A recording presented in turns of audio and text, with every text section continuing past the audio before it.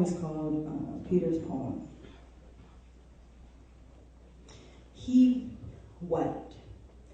So far off in the distance, and in this moment my eyes couldn't keep focus. My friend was in so much misery. This guy stands tall. I witnessed it. His compassion for the masses that roamed the earth like homeless men. But my friend approached me with what appeared to be his robe covered in dirt just below the knees, and I wondered if my blurred eyes were seeing correctly. It was so painful. This guy I've been standing next to, watching him perform these miracles that people only dreamed of, but he had eyes of the anguished. But there was these dudes causing him grief from the beginning. These religious people, religious leaders, so consumed with themselves, pro-heavyweights, only winning battles within the confines of their boxing rings. These rings were no token of love, but of a too tight, too snug to fit perfectly on the hand of the spirit, only good for hindering circulation with tradition and unwilling to administer grace for offenses, but instead would rather have just us reign. And the strange thing is, in my own moment of anger, ignorance, and reckless behavior, seized the opportunity to come against he who tried to apprehend my Savior.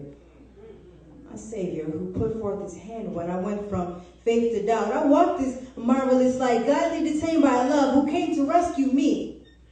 And yet I found it so easy to engage in the same acts as my opponent, because I've never seen a tree adorned with broken ornaments. And my noble behavior I've justified in my stubbornness with every instance that I've tried to convince myself and everyone else that I am innocent. My convincing only lasted but minutes and was followed by a swift rebuke. Drop your sword. Don't die this way. But my question to you is, how many times have you cut off the ear of your enemy in hopes to protect the divine? Has it been in weakness or willful disobedience that someone has felt the wrath of your flesh? Was it their parents that gave you the guts to overstep your boundaries? A disciple who obviously didn't know who they were standing next to, exposed only that they're capable of murder, a flawed church. Suddenly awed by the beauty of everything we are unworthy of and given access to a life of freedom. A life that has been freely given through forgiveness, and an encounter that dismantled the lies that my sin have disqualified me because he didn't.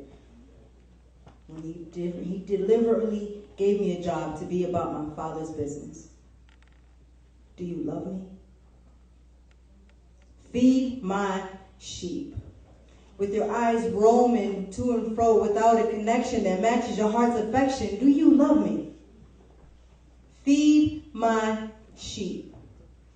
Will you meet him?